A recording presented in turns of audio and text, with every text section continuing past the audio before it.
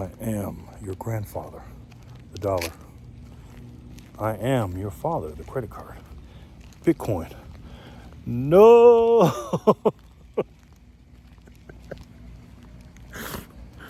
Oh, man. What's up, guys? It is Thursday, September 26, 2024. Happy birthday to my brother. We're at the Bitcoin block height of 863,009.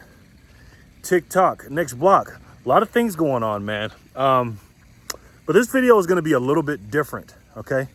I have a few new subscribers, viewers to this channel. And, you know, you don't really know me that well and you don't trust me, probably. And you shouldn't trust me, right? You shouldn't trust anybody, to be honest. People always let people down. We just do. And a lot of things going on here. But if you have been here for more than 3 or 4 videos and you think like me, and most of you guys do, you pretty much can tell that I'm a pretty pragmatic thinker, right? I'm not crazy. You know, I'm not saying I'm a smart guy, because I'm not a smart guy at all. But I do a lot of studying and reading and keeping up with stuff, okay? So I'm going to say this. I said the other day that I'm 70% sure there's not going to be an election. And I said the reasons why. Basically, you know, they'll do anything to keep this man out of office. That's just what I think. Is it going to happen? I don't know. But I feel like there is going to be a black swan situation happening, that they won't have an election. That's tier 1. Then tier 2 is they're going to try to rig it as much as they can, like they did in 2020. They're not gonna do it the exact same way, obviously, because everybody's onto it. And then 3, you know, they may try to, you know what him again, Donald Trump. So either way, you know, again, I'm thinking like the enemy, right? You got to think like them. These people do not want Donald Trump in office, okay? They just don't, and it's clear as day. If you have 2 brain cells to rub together, it's just clear as day, right? So we pretty much know that. I think we're all on the same page with that. That whether you believe it's a black swan or they're going to rig it or try to off him again or whatever, you do know that they don't want him in office. Why don't they want him in office? Think about it. Why? Well, it's not because he's a Republican, okay? Donald Trump is not a Republican. Okay, he is a yuppie from New York City. He's a rich guy from New York City, mostly Democrat, back, you know, the old Democratic Party, right? I said this in Branson, Missouri, and I'm going to say this again. There are 4 parties here in the United States of America. It's not Republican and Democrat and a 2-party system. And I'm not talking about libertarians or nothing like that. There's 4 parties in this country, okay?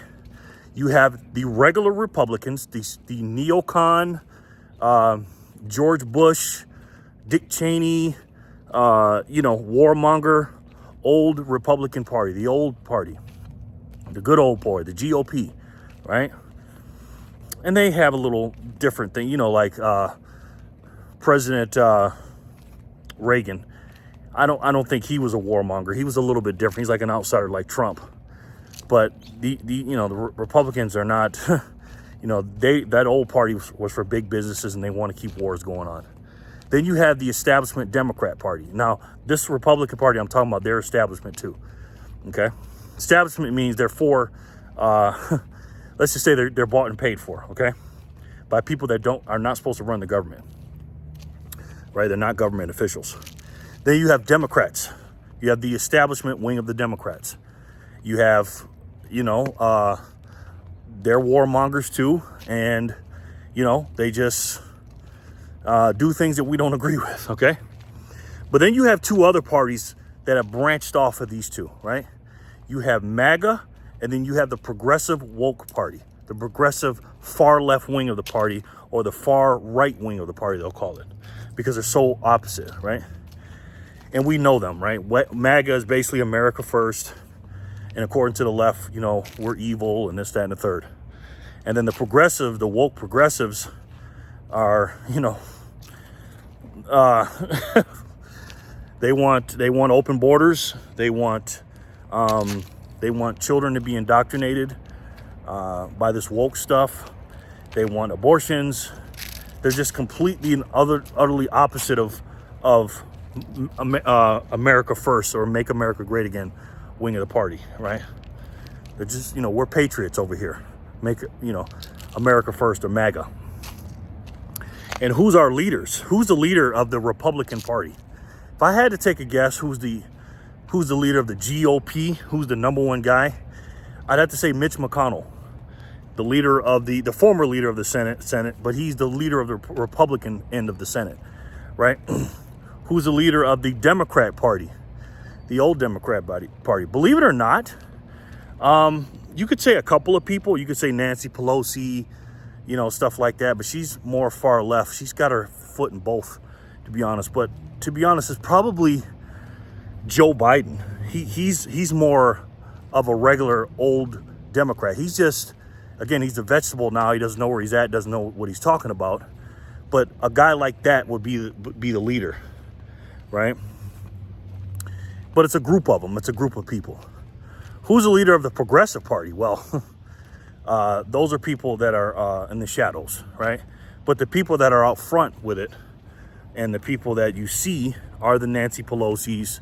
It's not Kamala Harris. She's not even in any of the pecking order. She's just a complete and utter puppet. But you have the crime families in New York City. I mean, crime families. You think about Eric Adams. The crime family, right? You got the Pelosi's, the Schumers, the Obamas, the Clintons. You know, they're overall in charge, and there's some people that's over them too that we can't mention on this channel, right? And who's in charge of MAGA? Obviously, we know who that is. That's Donald Trump. Okay. Now, here's what's going on. These people that are currently in charge of what's going on in America are the progressives. The progressives are taking over the Democrat Party like a plague. And because they are taking over the Democratic Party, the patriots here in America are saying no mas, no more, because they see that the Republican Party, aka the Uniparty, aka the swamp, is working with these Democrats. And you can see it in Congress, man. They can say whatever they want in media and stuff like that, but if they're getting paid by the same donors and they're voting with them with quote-unquote bipartisan bill, they're on the same damn team, guys. Okay? So there's Republicans that's breaking off, good Republicans, America First Republicans are breaking off to MAGA, and then there's the ones in the Democrat Party that don't want to be, let's just say, cut off or something else. You see what's going on with Eric Adams, and I may get into that in a second. Mayor of New York City, because he fell out of line. You got people, because the Progressive Party are trying to do the 2030 agenda, the NWO, and it's a global thing going on. Okay, those people are sliding over there. Some of them are bought and paid for, and some of them are forced to do it with threats and everything else. Boy, YouTube's gonna love this video. Maybe I should talk about this on Rumble. And again, you got and it's not all Democrats, all Republicans. You have some Democrats that are coming over to MAGA. I mean, they just are. They're not Republicans. They're like, nah, I don't believe in conservatism and stuff like that, but we are America First. Robert F. Kennedy Jr. is the farthest thing from a conservative you could see. And so is Tulsi Gabbard. Tulsi Gabbard is a leftist, man. They came on over. And there's a lot of people that I could sit here and name that were quote-unquote Democrats or left, and they came over to the America First movement. They just have. So those are the four parties, right? They cannot let Donald Trump in office. They just can't. Why? Because if they do, he's going to expose all the stuff they've been doing. They will lose their jobs. A lot of them will get fined, and a lot of them will be thrown in jail. So if you were these people, would you let Donald Trump in office? Donald Trump has done a lot since he's been in politics, man. I never even heard of the term fake news until Donald Trump came around. I didn't hear about it, you know. And he exposed that. And I knew, you know, you had CNN and MSNBC that were more left and Fox News was more right. But I had no idea. The difference between the Democratic Party going far left and the Republican Party going MAGA is this. The far left are treating the Democrats like they're pawns or they're slaves or something. These people run that organization like a mob, man. Look what they did to Joe Biden. You're either going to go the easy way or the hard way. Look at Nancy Pelosi, man. Nancy Pelosi is up there. Look what she does when she comes on CNN or MSNBC or MSDNC when they say something she doesn't like. boy, she goes off on him. You're not supposed to ask me any questions or question me about Kamala Harris or question me about Joe Biden dropping out and ask me if I made him an offer he couldn't refuse. You're not supposed to do that. You're supposed to bash Trump. That's your job, MSDNC, and you work for me. You better recognize that. That's what happened to Jake Tapper the other day. And Jake Tapper looks scared because she's powerful, Nancy Pelosi. So you saw what happened to Joe Biden. This is Joe Biden, guys. Joe Biden is not, you know, he's not nobody that's up there. He's part of the crime family too. But if you can't beat Trump and you're not going to be able to stop him from arresting us and stuff like that, we got to get you out of here. And that's what they did. Undemocratically, by the way. The Democrat Party. And now look what they're doing to Eric Adams. Now, let me say this. I don't like Eric Adams. I don't feel sorry for him one bit. I think he's getting what he deserves. He's a crooked politician. 99% of politicians are crooked. Maybe 97%. I take that back. There's a few of them that are good, from my knowledge. But then again, when you look into it, they may not be. But again, no human being is perfect. We all have our things that we do. So it depends on what your definition of being corrupt is. I'm talking about full-blown corrupt, like, you know, taking money you're not supposed to be taking and lying to your constituents, and instead of voting for what's the best interest for them, you're voting for the best interest for you, and as a politician, for you and your big donors, and doing stuff that you're not supposed to be doing. A lot of them do that, guys. A lot of them do that. And Eric Adams is another one of a long list of Democrats that refuse to go all the way left. You know, because you have to go far left. Again, the progressive woke party of this cabal. And if you don't go that far, then you got to pay the price. And when did it start? I'm going to tell you when it started. This started in, I think, 2022, maybe. When did Governor Abbott send the asylum seekers to the quote unquote sanctuary cities? Boy, they shot themselves in the foot, didn't they? These idiots talking about sanctuary cities, because they never thought. I mean, I'm gonna tell you right now, I don't agree with everything Governor Abbott does, because he could have did some more stuff at the border too. But I'm not gonna, you know, diss him on that. But what he did to pull off in Texas to send the illegal immigrants to the sanctuary cities, that was a beautiful, that's going to go down in political history in the Hall of Fame, because he just lit a fire under everybody. So when he started doing that, look what Brandon Johnson did in Chicago. Brandon Johnson, he falls right in line. He is a robot. This man, guys, this is not good. This is not Republicans and Democrats. This is good versus evil. Look at these people, man. Just look at them on stage and how they talk. They just have no soul, nothing in their eyes. They're just like soulless people, man. You hear Brandon Johnson talking, his constituents are yelling at him. You know, the black people, how are you going to do this to us? Again, I don't feel sorry for them either. Okay? They voted for him. They voted for a more progressive person. And with Lori Lightfoot, they got her out and got even a more progressive than Mayor Brandon Johnson. The reason why I bring Brandon Johnson up is because he should be a case study. He is the worst mayor, one of the worst mayors in this country, besides the black girl from Illinois. I forget what her name, Tiffany Haddish or whatever, Tiffany whatever her name is, not the actress, Tiffany whatever. And Brandon Johnson just sits there while his constituents are yelling and screaming, how can you do this to us? Oh no, we got plenty of money. This is Brandon Johnson. And he just sits there and lies to them.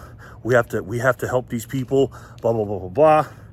And instead of blaming the government, and instead of blaming Joe Biden and Kamala Harris and the failed border policies of the government that he's a part of, you know what he says?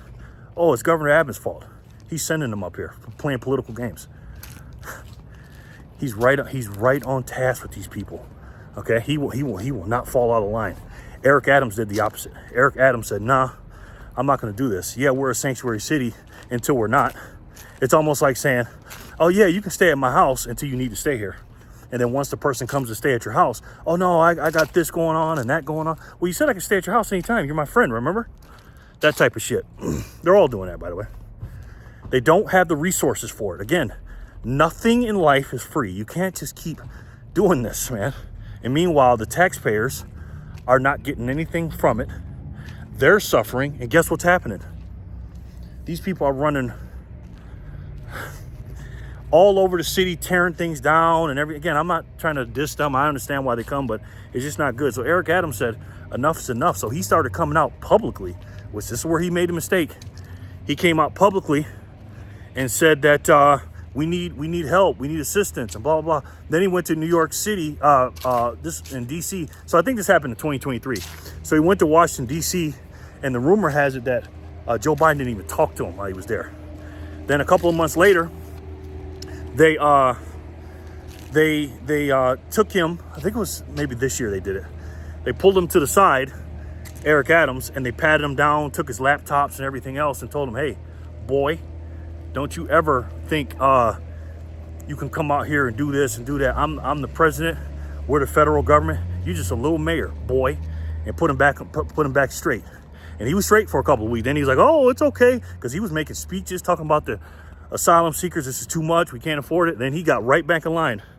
But these last few months, he fell off track again. So what did the mob do? What did the blue mafia do? They said, nope.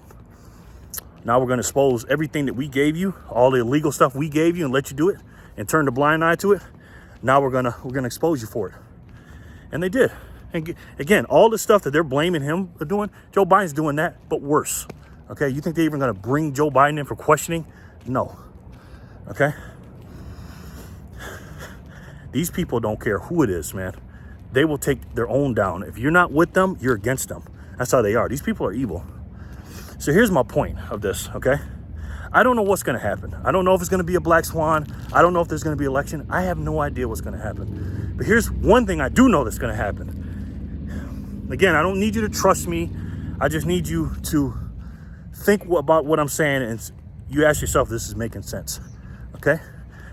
The federal government, the United States of America, there's two parts of this. There's the federal government, and then we got the Federal Reserve. Federal government borrows money, and they're controlled of money coming in, money coming out. And then you have the Federal Reserve that, this is so crazy. One day that we're gonna be looking back at this. The Federal Reserve sets the rate of the interest rates. Okay, and as you know, we went down 0.5%. That is a lot, ladies and gentlemen. We haven't gone that far in a long, long time. And we haven't dropped rates since 2019. So again, they can tell you that the economy's great and this, that, and the third, but they dropped it 0.5 basis point. Why'd they do that? Did they do it because the economy's great? No, of course not. They did it because the economy is fucked. That's why they did it. And plus an election is coming. They're trying to help Kamala Harris, bumbling Kamala Harris. But I think it's gonna be too little too late. You lower interest rates because you're trying to make money cheaper for people to borrow, okay? But what comes with that is a thing called quantitative easing, AKA money printing, AKA the only thing that causes inflation in America, except for an emergency when, you know, supplies are down for stuff like that. But 98% of inflation in the world is caused by putting more dollars out than there are goods and services, right? So your prices don't go up. It's the value of your dollar in your bank account and your pocket and your savings account goes down because there's more dollars out here. If you got 10 grand in the bank, and let's say there's $2 trillion in the system, or let's say it's 15 trillion in the system, and you got $2,000 of that. Did I say 2,000? Or yeah, 2,000, whatever you got in your savings, right? If they increase the money supply from 20 trillion to 21 trillion, what happens to your two grand in the bank? It goes down, right? Because the percentage of the money supply you own went down, right? So now it's more liquidity, aka more dollars. Let's keep it simple. More dollars chasing the same amount of goods. So that's why prices are going to go up, but it's going to be a lag effect. It's not going to happen during Kamala Harris's little run right now, Biden's little run at the end. And if Trump becomes president or Kamala becomes president, they're going to say, oh, this, that, and third. But if Trump becomes a president, they're going to say, oh, look at the prices going up. It's because of Trump. No, it's because you lowered interest rates and you printed money. That's why, right? But you're not going to, they don't tell us this. They don't teach us this in school. I didn't learn about this stuff till I was 45 years old. And I went to school for finance. I have a finance degree, okay? So here's my point, guys. Listen to me. I need you to listen to me. We're coming up to the end of the fiscal year of 2024, right? September 30th, 2024 is the last day of this fiscal year. October 1st is quarter one, Q1 of the fiscal year of 2025. What does that mean? That means this last quarter and the quarter of the real year of 2024, in an election cycle, mind you, is going to be nuts. Why do I say that? The things I mentioned before about the election in QE, and also people are hurting right now, okay? People are hurting. Credit card debt is as high as it's ever been. People can't afford to live, okay? Guys, it's gonna be bad, right? There is only one way, guys, to stop inflation here in the United States of America, okay? And that's Bitcoin. Now, you got stocks and bonds and stuff, and that does go up over time. And the reason it goes up is not because it's worth any more.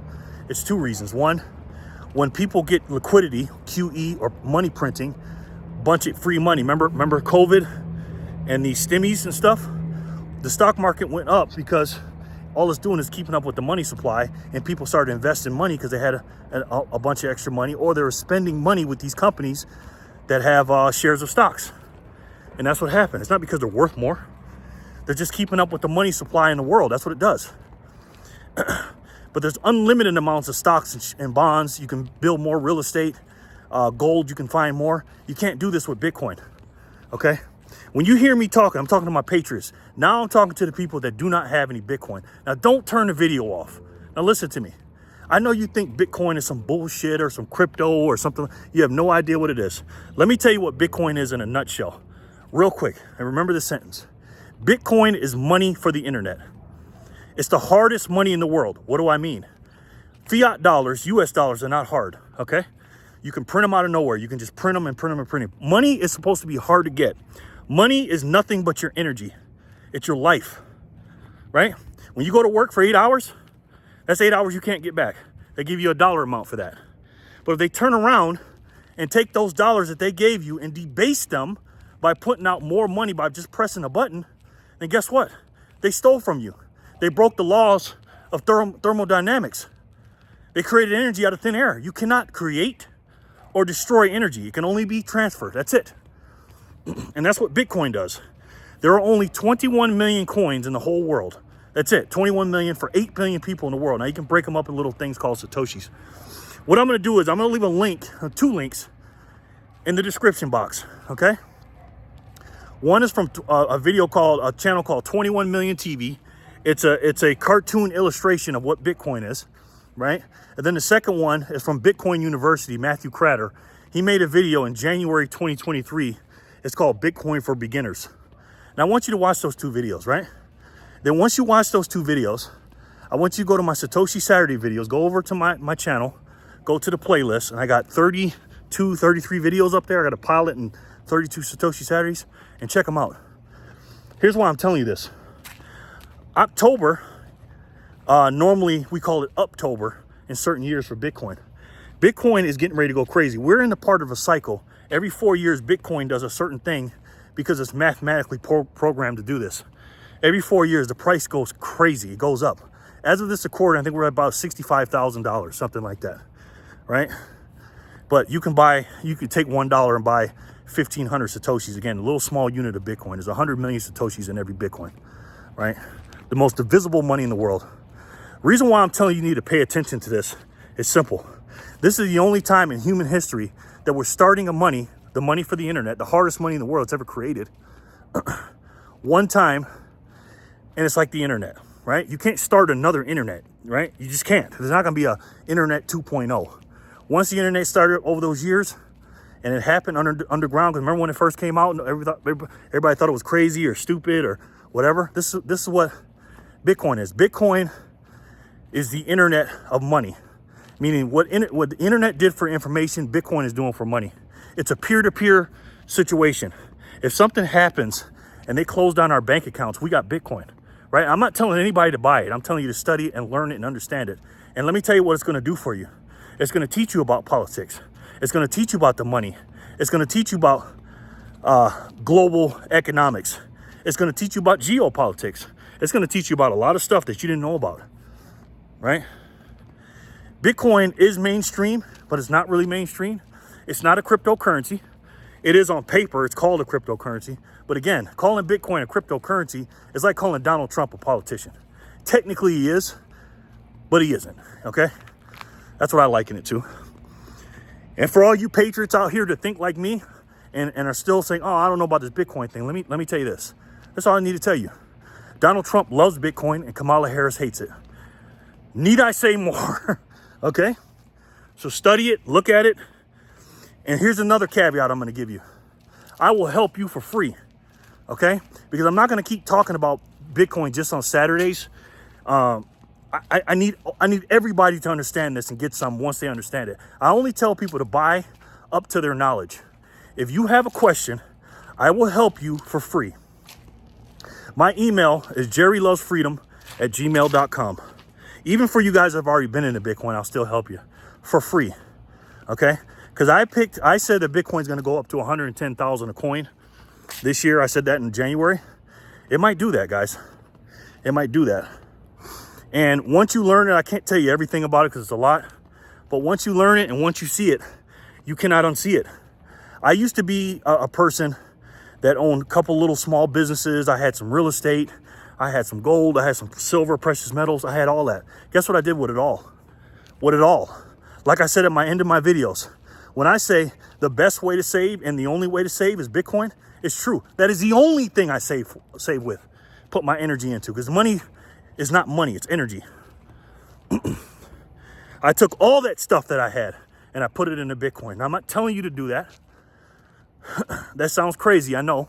But study it and learn it. And again, I will help you free of charge.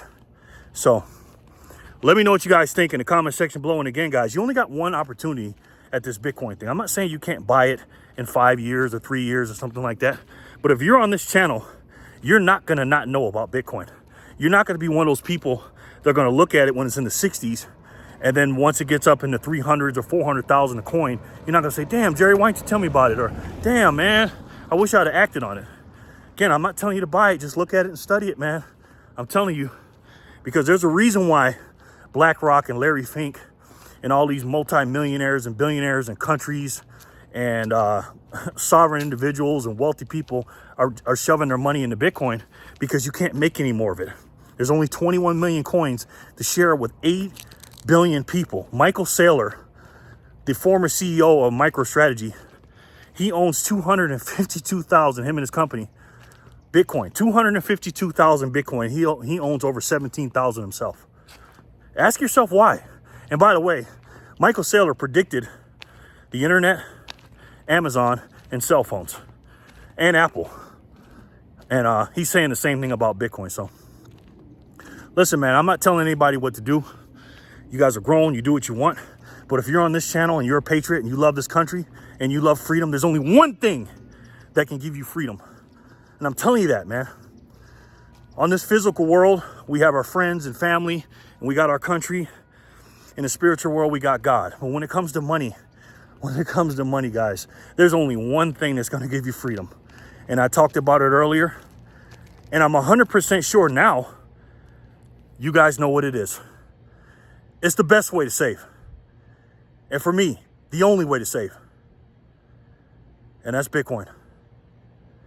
I love each and every one of you, and I'll talk to you soon. Peace and love, guys.